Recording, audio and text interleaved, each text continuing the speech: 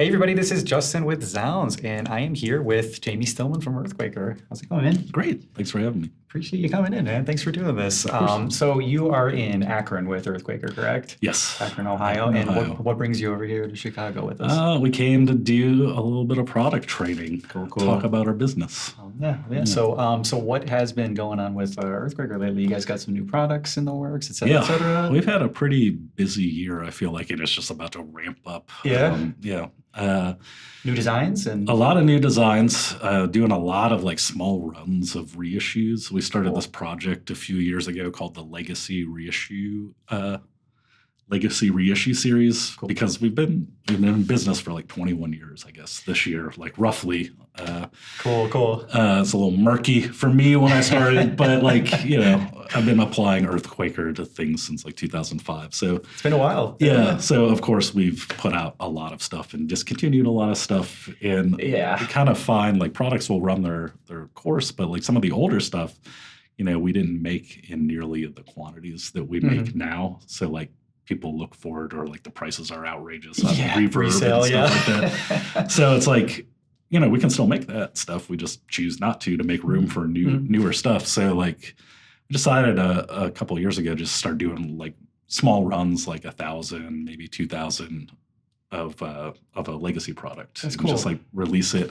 And now we're gonna do like, we're planning on doing like even smaller, like real tiny runs just more frequently and just seeing how that goes. And Nice. it's been kind of fun.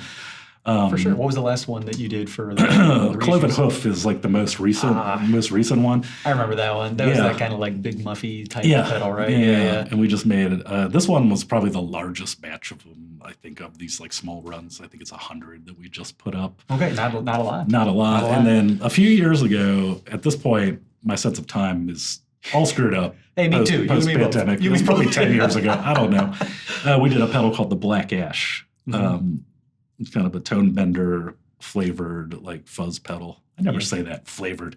I was talking about Guy Fieri before we started recording we weren't about talking Flavor food. Town. And now I'm saying flavor. You're watching progress, I guess. Progress or flavor. Yeah. Pedal flavor. Tone bender styled pedal. And when we initially put it out, I think we did like 1,500 of them. They sold out super quick. Nice. And we got phone calls and emails and people coming to the shop for months afterwards, like, do you have more? Do you have more? Do you have more? And we didn't. We didn't have the parts to make them. And then last year, we decided that we would buy some more parts and make a small run for our Japanese market to do for this pedal summit, this festival that we do in Japan. Oh, that sounds cool. I didn't even know that was a thing. Yeah, it's awesome. It's a lot of fun. This last year was probably like the best one. It was a lot of brands. And it's cool. It's like a little NAMM, but just for pedals. And we did a small run for that. We had some leftovers. So we put them up a couple days ago, and they were gone in like 30 seconds. It was just like 25 of them. But doing more stuff like that, it's been fun. A few years ago, we kind of hit a point where we had to make a decision on parts. Through-hole parts were becoming like more scarce, like harder for us to get in the quantities that we needed to get them in. So we PCB components. Yeah, PCB components, and we invested in pretty advanced. We like to say state of the art. That's a fun term. It's a flavor. Yeah, a flavor.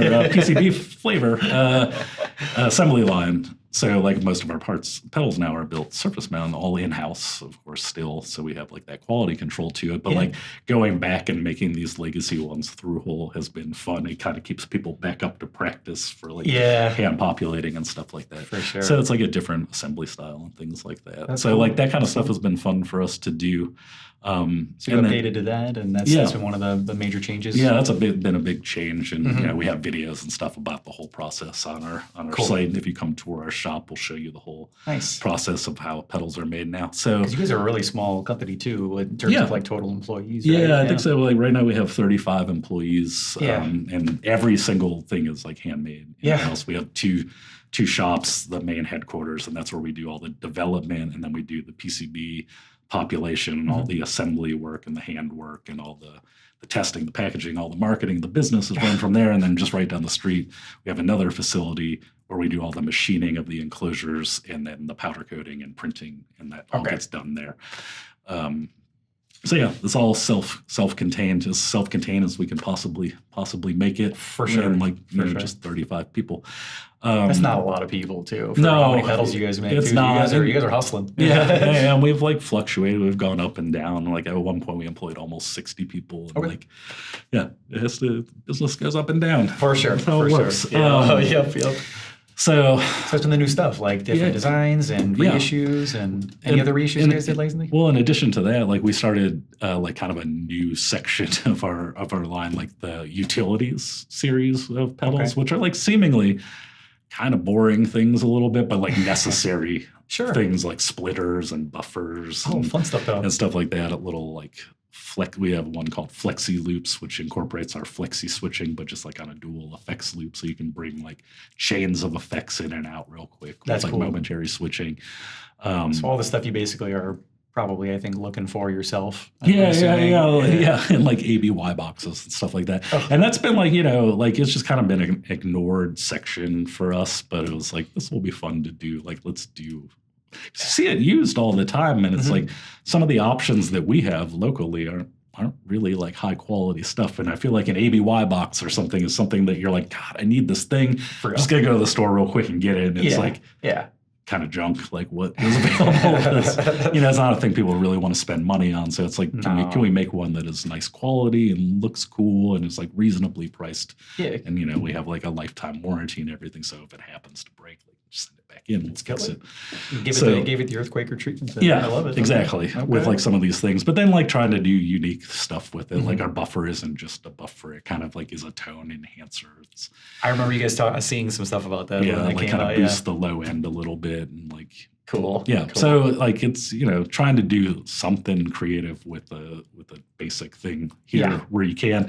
But the most recent ones are going to be a 1-to-4 splitter, so it takes one input and splits it out to 4 buffered outputs. Cool. So you can use that to like power 4 amps or just run parallel signal chains, do things Okay. like that, or like if you're recording in the studio, running out to a couple different amps to mic those and like capture like a completely clean direct signal. Yeah. So you can manipulate that later after the fact or like reamp it or do For whatever. sure. I feel like there's a bunch of uses for that. Cool. And then its partner is a 4-to-1 mixer. So it's just a little pedal sized mixer with level controls and phase correction switches on it. Okay. And okay. like handy. Yeah, my thought on that was like use those two plus our Flexi loops and you can create like a pretty insane like 4 parallel different chains of effects.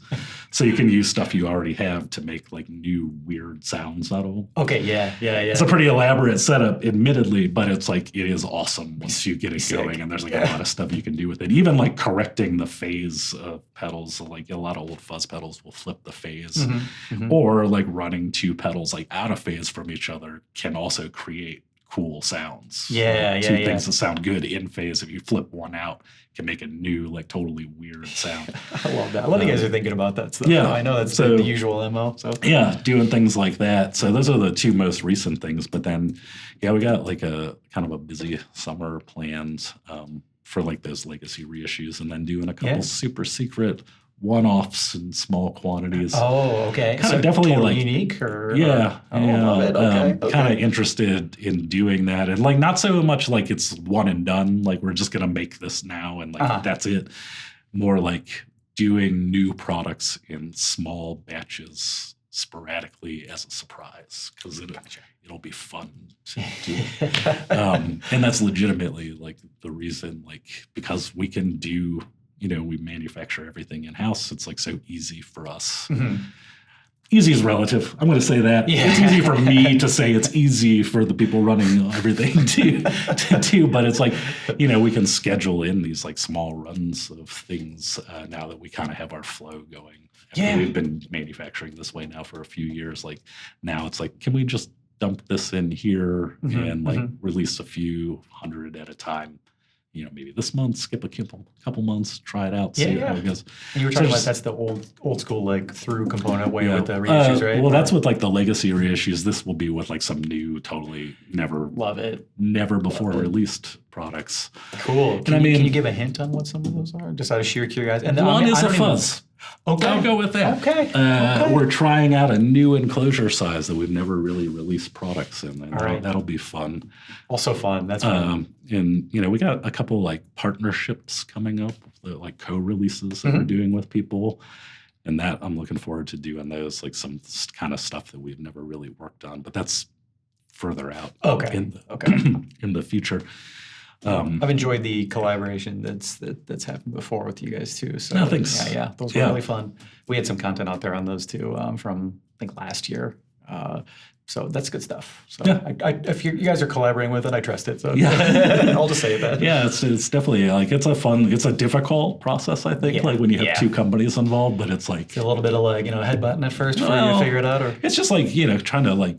Every company operates different. Like how do we work together in like the best possible way? It's like what would spark that collaboration idea is like mutual respect and like we each love each other's products. So it's like we should do something together. Yeah. But the reality of the situation sometimes gets more complicated than it needs to be. But like we did the time shadows with Death by Audio. That was like a match made in heaven. That was a lot of fun to work with them. Very easy. I feel like we were easy for them. So perfect. And cool. You guys made a wild pedal, by the way. That thanks. Nuts. Yeah, I'm still very proud of doing that. I love Death by Audio. Definitely. We actually did we had a stream last year and we did like a random unboxing where I didn't know what the product was and it turned out to be that pedal. And so that's live amazing. On camera with our guest, we were playing through that, just trying to kind of navigate the pedal. And we were like, this is awesome. We were just like, what is happening? Yeah, exactly. I have no idea. But that was the best because like we were coming up with some crazy guitar sounds. Yeah, I feel like that always makes for like the best pedal experience. Where like, I like what I'm hearing, but what is it? Like that's in my mind, that's like,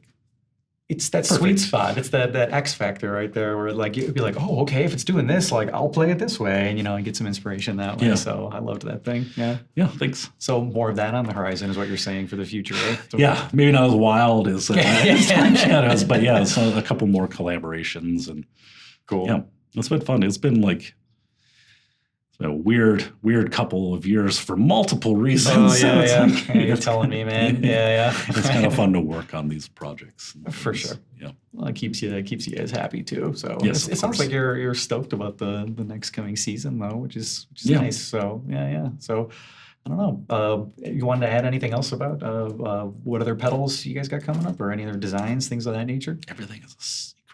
Everything's a secret. Just like unmuttered under the snow. Yeah. Don't you dare release this video. I've already shared too much. Yeah. We're going to have to kill you now, man. So. Yes. Shit. Yeah. I'll be buried behind all these cabinets. Yeah, exactly. Check them behind the Marshall cabinet after this. But, honestly, man, like, I appreciate you coming in. Of course. It's great to see you, and I'm glad you got to talk to our company here and share some new stuff there. So it was fun. They're all wonderful people. Exactly. Very enjoyable. Yeah, we're all a lovely bunch. I know you guys are too in our experience. So once again, this is Jamie Stillman from EarthQuaker Devices, and please do check out his pedals. We got a bunch of them on zZounds, if not the whole line. So please do check them out. And once again, Jamie, thanks a lot, man, for coming in. Thank you.